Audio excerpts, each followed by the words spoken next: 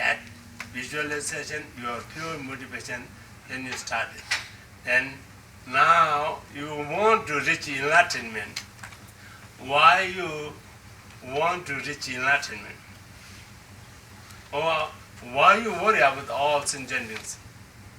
Someone question, Then according to Buddhism, all beings become many times your mother. Not this person like people like If so, how do I know other beings become my mother? Then you study. My mother, her mother, go back to there. You cannot find in the beginning. Go back.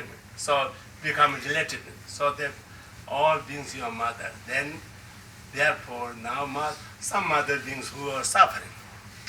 No? So I want to only, how can I? Now my mother beings are suffering, how can I want to help them? Do I have the qualities to help all beings to free from suffering of cyclic existence? No, I don't have. Forget to help all sentient beings. Even now, in that situation, I do not know how to take care of myself. Okay? Then, although I want to help all sentient beings, then who has the quality to help all sentient beings? Then there comes only Buddha. Buddha has all qualities to help all sentient beings without discrimination, without difficulty. So therefore, important me to become Buddha in order to help all sentient beings. You understand? Can I summarize? Shall I summarize? Yeah, summarize. Yeah, me, why you want to reach enlightenment, you want to help all sentient beings. You don't have, therefore you have to become Buddha, then it's open for you to have all sentient beings. You summarize now. So what we generated visually with the Buddhas in Tara in front and the males and females and enemies and friends around us is actually called the generation of a mandala. That's what mandala means actually. It's a sacred circle. And you imagine the world in a new way. We could have more details on that later, but that's actually a mandala. It's not just a painted diagram. You generate that mandala, and then before you engage in the centerpiece of the meditation, you have to establish motivation. And the motivation in this tradition is called bodhicitta.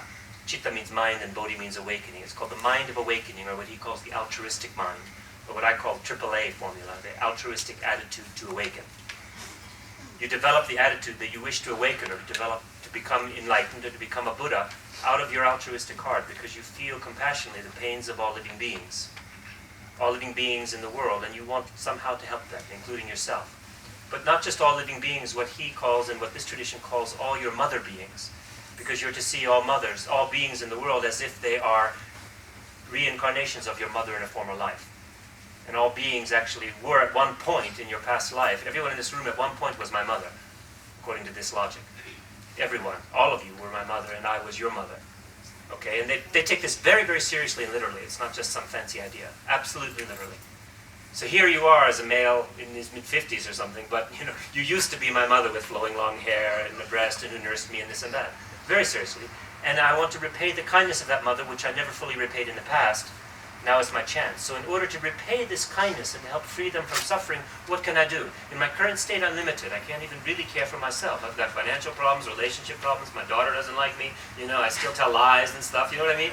I'm still a little bit of a mess. I can barely care for myself. How can I possibly care for all living beings? In this tradition, they suggest that there is a state of enlightenment, of liberation. That's what the Buddha showed. And a Buddha has the capacity actually to fully help other beings liberate themselves. A Buddha can do that. So you aspire to become a Buddha out of compassion because you're motivated by the pains of other living beings. So you generate this strong intention, this strong aspiration. And before you engage in the actual centerpiece of the meditation, generate the mandala. Before you go further, you invoke this strong aspiration to attain enlightenment for the sake of all living beings. If you really, truly say this, what they develop the altruistic mind, the immediate result for you don't cause any problem others. Right? That should be the immediate result of generating the altruistic mind. That you won't cause problems. No one cause. Seeing like for instance, we have the enemy friend, neutral beings, right? And many enemies, many enemies. If really you feel, even you are not the true altruistic mind, you are trying to begin the altruistic mind, it stops this kind of, the enemies. Enemy, you feel this is being my mother. Then that time he or she helped me. At present my mother helped me. It's similar that. Therefore, I'm wrong to making this person my enemy. I should learn.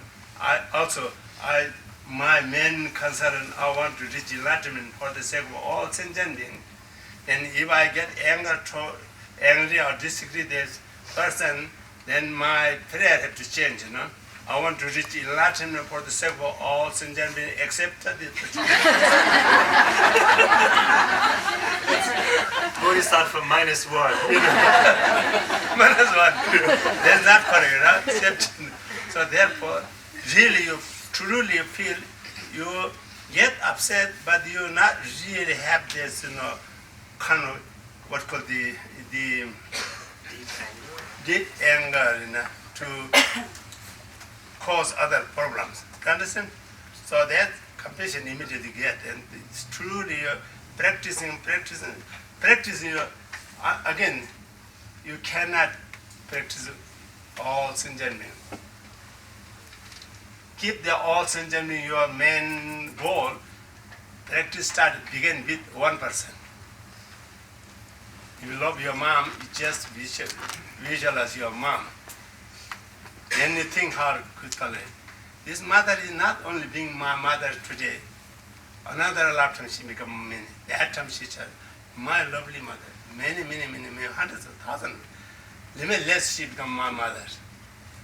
Then you feel really from your heart, love her.